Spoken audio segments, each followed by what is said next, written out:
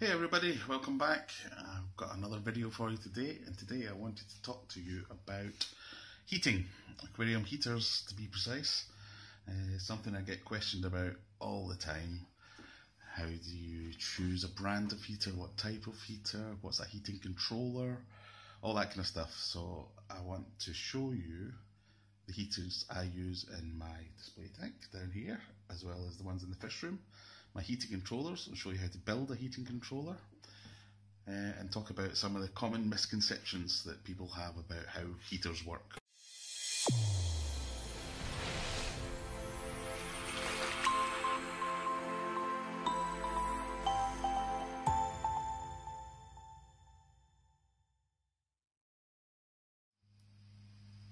So we'll start with my display tank. As you can see, no heaters whatsoever. That's because they're all in the sump down below. One of the sections of my sump here has two heaters in it. Now they're just your bog standard glass heaters. Nothing special about them. I think they're 500 watt heaters, and they might be 300 watt heaters. And they just sit in there and they do their thing. What you might be interested in is this thing up here, which is a heater controller. I think it's invaluable because the amount of crappy heaters that are out there on the market is ridiculous. And heaters fail all the time. And they failed on me before, I'm sure they failed on plenty of you out there. So with a heating controller, you can safeguard against that. So in a minute I'll show you how to build one of them. So it's a question that always comes up in all the forums, all the chats and live streams and various things is, what heater should I use, or what are the problems with this heater or that heater or the other heater? People seem to have a problem in general with what a heater does and how it works. Generally, the heater is a glass tube with an element inside it which gets warm, which heats your water. 99% of them have thermostats in them. Which means you don't need to buy a 300 watt heater to get to the temperature you want to get your tank to. The wattage for a heater is more about the size of the aquarium and the water volume you're trying to heat. You don't buy a bigger heater to make it hotter. So if you're a discus keeper, you don't necessarily want to buy a 500 watt heater just because you wanted to get it to 30 degrees. A 200 watt heater will get you there just the same. It's more about the water volume of your tank. Similarly, you don't have to worry, or you shouldn't have to worry about it, because they've normally got a thermostat in them, which means you set it to a particular temperature, and once it gets there, it'll turn off. That seems to be a foreign concept to a lot of people, but just check. There are heaters out there which don't have thermostats, and they're just on or they're off, in which case using a temperature controller would be perfect, because that would handle that job for you. As to what's the best, or I really don't know. It's more about personal preference. My personal preference is for titanium heaters, because if you've got boisterous fish, sometimes they will bash into a heater, knock it against a glass or against a bit of a substrate or decoration, smash the glass, crack, give you all kinds of problems. There's nothing wrong with glass heaters. I just quite like the titanium ones because you can knock them about a bit, and I'm a clumsy guy, so I tend to break things. The best heaters that people tend to go for are Eheim. You'll not hear a bad word said against them. Eheim Jaegers. Again, people have problems setting them, but if you read the instructions and figure out how to set them correctly, they should usually do any job you want them to do. The majority of problems you get with heaters is they will fail, and it's really quite common. They'll fail two ways. They'll fail either they will just not turn on, so they'll lose power and they won't heat your water. Now that's not quite as catastrophic as the other of they won't turn off. So if they won't turn on, they're not heating your water, but that tends to be something you can catch quite easily, and it's something you can mitigate by having more than one heater. So for instance, you'll see in my display tank I had two heaters in there, so two 500 watt heaters. I don't need two 500 watt heaters, but that doesn't mean that they're going to be overpowering that aquarium. They're there purely for one of them to fail. If the heater fails because it's not working, that tends to be something that you can either mitigate for by having a second heater, or something you can just catch because you'll see the temperature dropping. And you tend to have a bit more time to be able to catch that and deal with it before you're severely affecting the aquarium or the fish that are in it. The other side of that is a heater that sticks on. And again, a very common failure is the thermostat will fail, and it will just keep heating and heating and heating and heating until the point where it's boiling your fish. I've had that happen a couple of times, which is why I now swear by these heating controllers, the STC 1000s. And where that helps is it doesn't rely on the thermostat of the heater to get power to the heater. It's relying on the thermostat within the heating controller, which is a lot more reliable. And what it does is once it gets to a certain temperature that you set it at, it will just cut the heat, and that's it, done. So your options are, you either buy a heater that you spend a lot of money on and you trust that they're made really well, that's your Eheim Jaegers or any of the other ones that might be recommended by people that they swear by, or you team it with a heating controller which is giving you that double layer of safety, and you buy more than one heater so you can allow for the failure of one of them. That does mean you have to go around regularly and check that they both are actually working and heating the water, but we'll assume that you can do that. There's other options to say, well, rather than heating the water, you heat the room, which doesn't work unless you've got a dedicated fish room, and even then it's kind of hard and makes it uncomfortable to work in and things like that. I hope that gives you a little bit of a sense of where I'm coming from when we talk about heaters, and it gives you some ideas to take away for yourself. But now we'll show you, I've got a new STC 1000 heating controller. I'll show you how to set that up and how I set up the one that's under my main display tank, and I should explain that and make it easier for you to do the same. So as always, leave me some comments down below afterwards. Let me know what you think. If you've got any other ideas or questions about heating, send them this way. As always, got links in the description for your various where you can buy these things, and as well as my Patreon page if you want to support the channel. Always welcome, and I'll catch you again next time, but not yet because I'm going to show you how to do this first. Yeah, see you in a bit. Bye bye.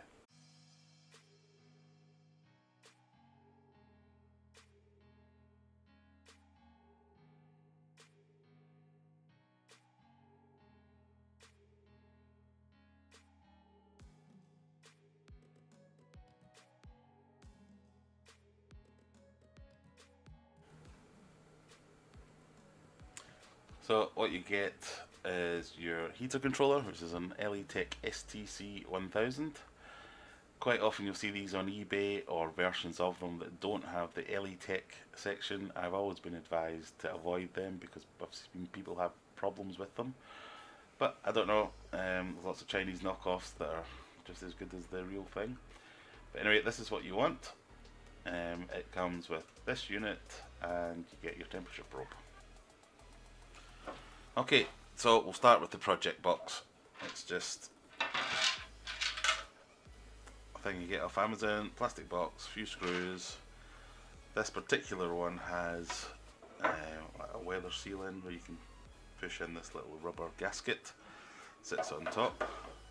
So first job is to take your controller, and we want that to face out here. So the easiest thing to do is to draw around that and just cut a little bit smaller. Now what I normally do would be, I would take a pen,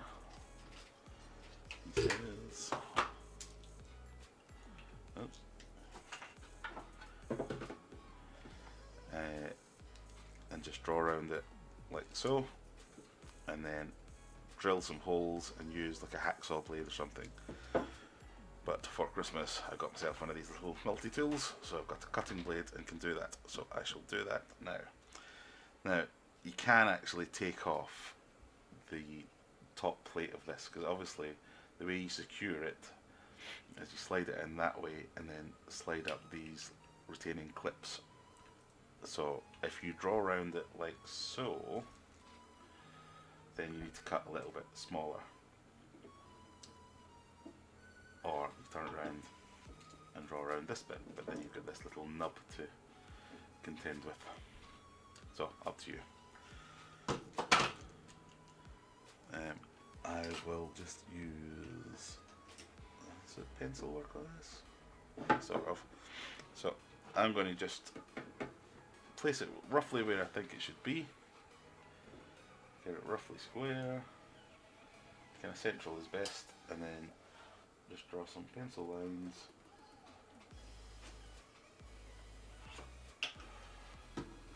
And it's this bit you want to cut out. Now you want to leave, you don't want to cut along these lines because obviously it'll just go straight through. So I'm just going to draw in a few lines roughly where I actually want to cut it.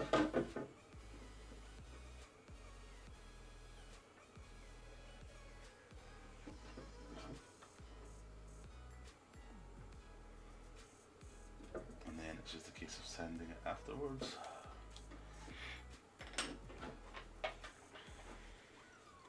So I'll fast forward through this bit because it's probably quite noisy.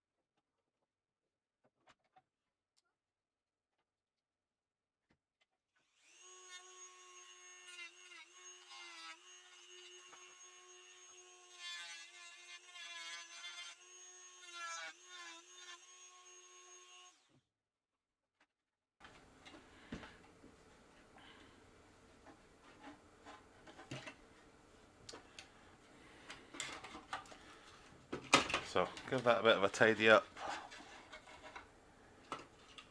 Take your unit and slide it in. So that's how it will look when it's finished. Jobs are good. And all you do is slide in the retaining clips at the back, and that will secure it.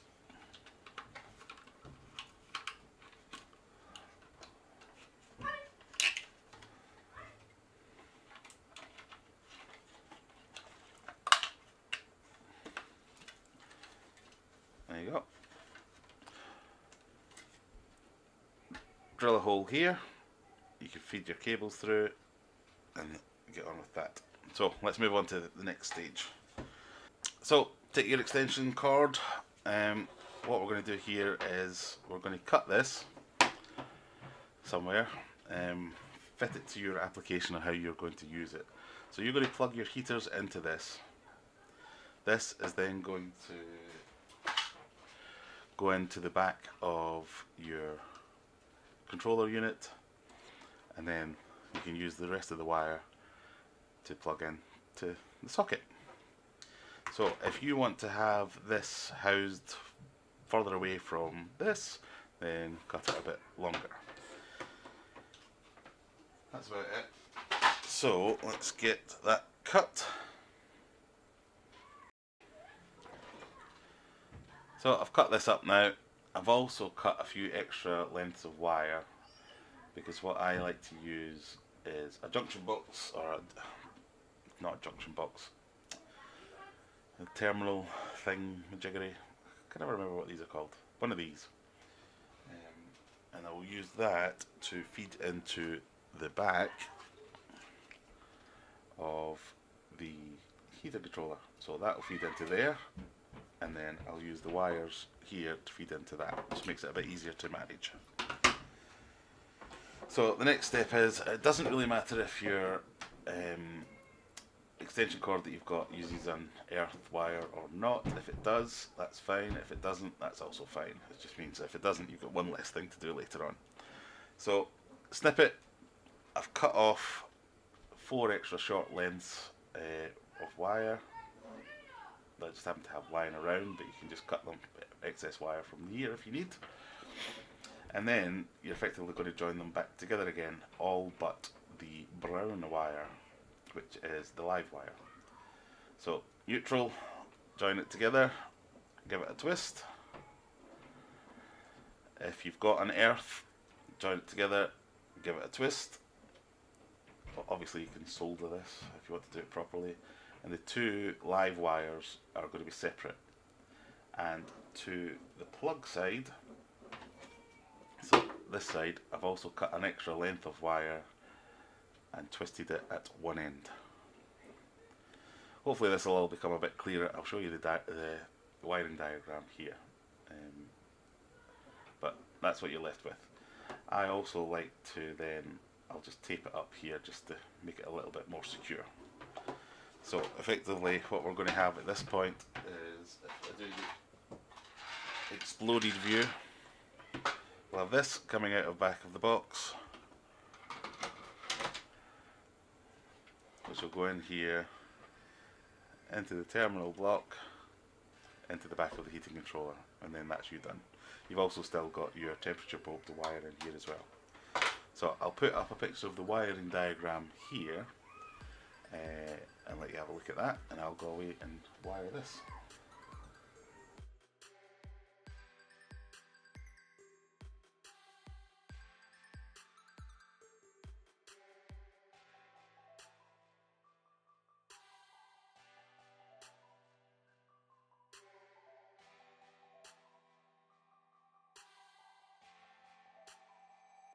I'm not an electrician, that's why it's such a shoddy job.